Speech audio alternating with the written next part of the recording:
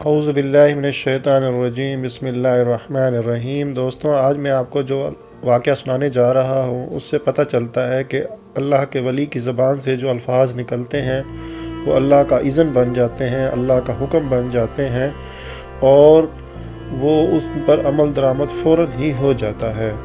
تو آئیے اس واقعے کی طرف چلتے ہیں۔ اس واقعے کو سننے سے پہلے اگر آپ نے میرا چینل سبسکرائب نہیں کیا تو ابھی سبسکرائب کریں تاکہ اس طرح کی مزید ویڈیوز کو فوراً دیکھ سکیں۔ ایک دفعہ کا ذکر ہے کہ خلیفہ ہارون کی چہیتی ملکہ زبیدہ اپنے شاندار محل کی کھڑکی سے باہر کا نظارہ کر رہی تھی کہ اس نے حضرت بہلول کو نہر کے کنارے پر بیٹھے ہوئے دیکھا۔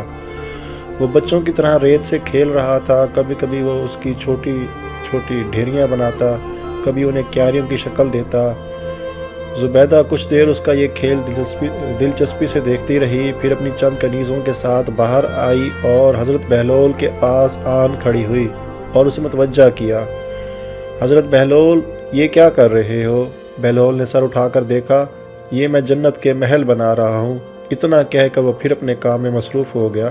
اچھا، زبیدہ نے مصنوعی حیرت سے کہا، پھر کچھ سوچ کر بولی، بہلول تم بہشت کے یہ محل بیچتے بھی ہو؟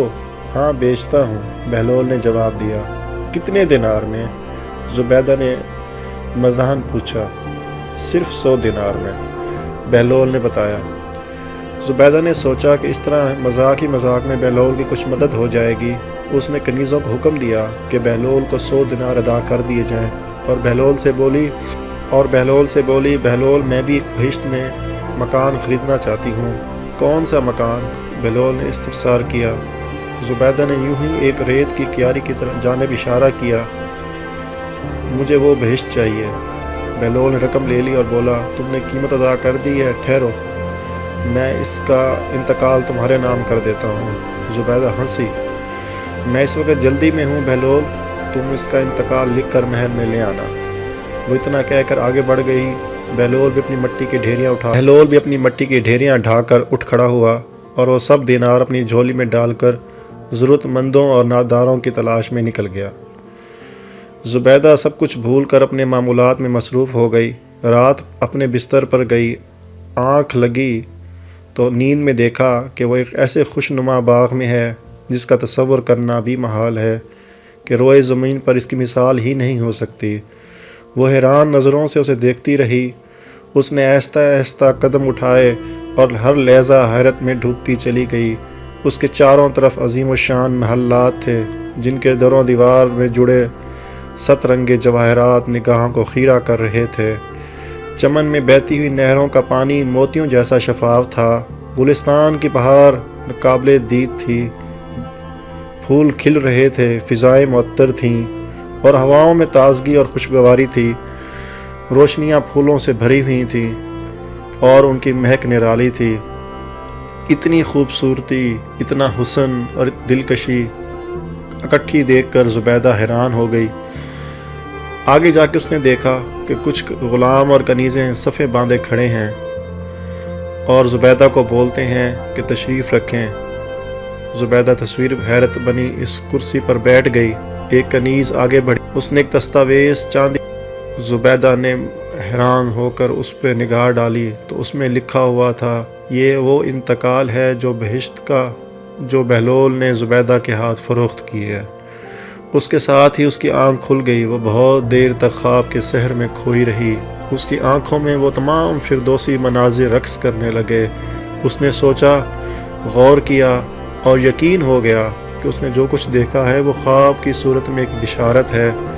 بہلول کا وعدہ سچ تھا کیونکہ اس نے بہشت کا انتقال لکھ کر دینے کا وعدہ کیا تھا، اور جیسے نظارے اس نے خواب میں دیکھے تھے وہ روئے زمین پر کہیں بھی نہ تھے۔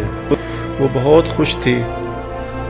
اس نے بے خودی کے عالم میں خلیفہ ہارون کو جگایا اور پھولے ہوئے سانسوں کے ساتھ وہ بولی، ذل الہی، آج میں نے 100 دینار کے اندر بہلول سے ایک بہشت خرید لی ہے۔ میرا خیال تھا کہ وہ ایک مذاق ہے، دیوانے کی بڑھ ہے، مگر وہ ابھی مجھے خواب میں دکھلا دی گئی ہے۔ تمہارا دماغ تو درست ہے احمد، کیا تمہیں اس دیوانے نے پاگل بنا دیا ہے؟ ہارون نے اپنی نیند خراب ہونے کی خفگی سے کہا، نہیں، میں سچ کہہ رہی ہوں۔ میں نے جو کچھ دیکھا وہ کسی انسانی آنکھ نے نہ دیکھا ہوگا، وہ میرا بہشت میرے نام ہے۔ خدا کی قسم، میں نے اس کی دستاویز دیکھی ہے، زبیدہ نے جوش سے بتایا۔ صبح جب ہوئی پھر وہ ہارون کے گرد ہو گئی اور اسے قسمیں کھا کھا کر اپنا خواب سنایا اور اسے یقین دلایا کہ اس کا خواب سچا ہے اور بہلول سے خریدی ہوئی جنت حقیقت ہے۔ ہارون نے بہلول کو بلا بھیجا۔ وہ اپنی گدڑی میں لپٹا ہوا شہنشاہوں کی سی شان سے آیا اور معنی خیز لہجے میں ہارون سے بولا، تجھ جیسے بادشاہ کو مجھ فقیر کی ضرورت کیوں آن پڑی ہے؟ سنا ہے تو نے بہشت بیچنے کا کاروبار شروع کر دیا؟ ہارون نے پوچھا۔ ماں بدولت تو یہ کاروبار کافی عرصے سے کر رہے ہیں، بہلول نے بھی بے نیازی سے جواب دیا۔ سنا ہے تم نے ملکہ کو بھی کوئی بہشت بھیجی ہے؟ سنا ہے تم نے ملکہ کو بھی کوئی بہشت بیچی ہے؟ ہارون نے سوال کیا۔ ہاں، بہلول نے کہا۔ کتنے میں؟ 100 دینار۔ بہت خوب، میں بھی تجھے 100 دینار سے کچھ زیادہ دیتا ہوں، ایک بہشت میرے ہاتھ بھی فروخت کر دے، ہارون نے کہا۔ بہلول نے کہکا لگایا، ہارون، تیری ملکہ نے تو ان دیکھے ہی سودا کیا تھا، تو نے اس سے سب کچھ سن لیا ہے، اب اس کی قیمت ادا کرنا تیرے بس میں نہیں۔